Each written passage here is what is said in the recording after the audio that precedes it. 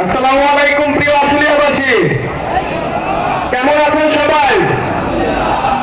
আমি ভূমিকা দিয়ে সময় নষ্ট করতে চাচ্ছি না, আপনাদেরও কষ্ট হচ্ছে। আমার সিনিয়র নেতৃবৃন্দ এখানে আছেন, আপনাদের এলাকার সন্তান জামাতের দায়িত্বশীল শহীদুল ভাই এখানে উপস্থিত আছেন, তাই আমি ভূমিকা দিয়ে সময় নষ্ট করব না। আমি শুধু একটা কথা বলতে চাই যে একটা দল আমরা দেখতেছি তাদের নিজস্ব কোনো বয়ান নাই। এই লাস্ট 3 দিন আগে একটা মিথ্যাকে পুঁজি করে যারা দেশে যে পরিমাণে প্রোপাগান্ডা ছড়াইছে, এই দলকে আমরা ইনশাআল্লাহ 12 তারিখ রুখে দিব।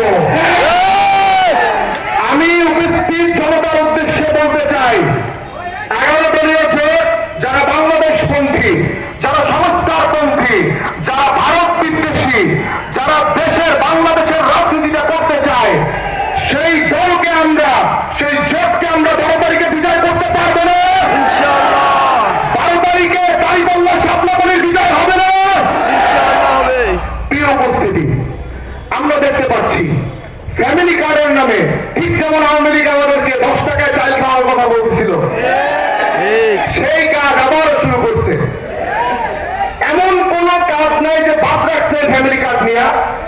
তারা বলতেছে যে ফ্যামিলি কার্ড নিয়ে গেলে 2000 টাকার জিনিস 1000 টাকা দিবে, 200 টাকার জিনিস 100 টাকা দিবে। ভুয়া ভুয়া এবার একটু চিন্তা করেন, আমি চিন্তা করতেছি কোন দিন না বলে ফ্যামিলি কার্ড দিলে লন্ডনে যাওয়া যাবে। তাই প্রিয় উপস্থিতি, আমি আপনাদেরকে উদ্দেশ্য করে বলতে চাই, যারা সংস্কারের রাজনীতিটা করে, বাংলাদেশের রাজনীতিটা করে, যারা সংস্কারের চিন্তা করে, বাংলাদেশের মানুষের চিন্তা করে, আসুন তাদের কথায় আমরা দাঁড়াই। আজকে এই জনসমুদ্র এই কথার সাক্ষী দিচ্ছে।